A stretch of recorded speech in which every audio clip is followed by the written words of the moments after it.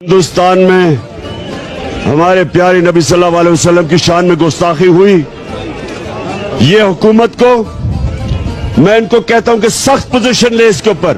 اگر عربوں کے اندر 4 ملکوں نے سخت پوزیشن لی ہے, یہ بھی سخت پوزیشن لے کہ ہندوستان کی جو بی جے پی پارٹی ہے جو مسلسل مسلمانوں کے خلاف ہے, اپنے یہ شریف خاندان اپنے تعلقات جو مودی سے وہ توڑے. اور یہ کہ جو فرانس میں ہوا, فرانس کے ایمبیسڈر کو واپس بھیجا جائے, ان سے سارے رابطے ختم کر دیے جائیں. میرا سوال یہ ہے کہ کیا فرانس کے ایمبیسڈر کو واپس بھیجنا فرانس میں اور ان سے سارے تعلقات توڑ دینا, کیا اس سے یہ رک جائے گا؟ کیا اس سے کیا تو کوئی گارنٹی ہے کہ اس کے بعد ان کی شان میں کوئی گستاخی نہیں کرے گا؟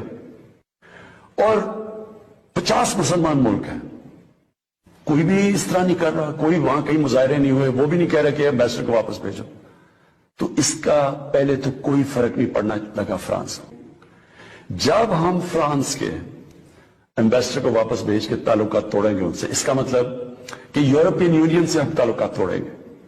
اس کا مطلب کیا کہ جو ہماری آدھی ٹیکسٹائل کی ایکسپورٹس ہیں وہ یورپین یونین میں جاتی ہیں, تو اس کا مطلب آدھی ہماری ٹیکسٹائل ایکسپورٹس وہیں ختم ہو گئی.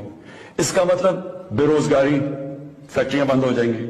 اور اس کے آگے کیونکہ آدھی ہماری مین ایکسپورٹ ٹیکسٹائل ہے, جب ٹیکسٹائل آدھی رہ جائے گی ایکسپورٹ, ہمارے روپے کے اوپر پریشر پڑے گا, روپیہ گرے گا, مہنگائی بڑھے گی, غربت بڑھے گی.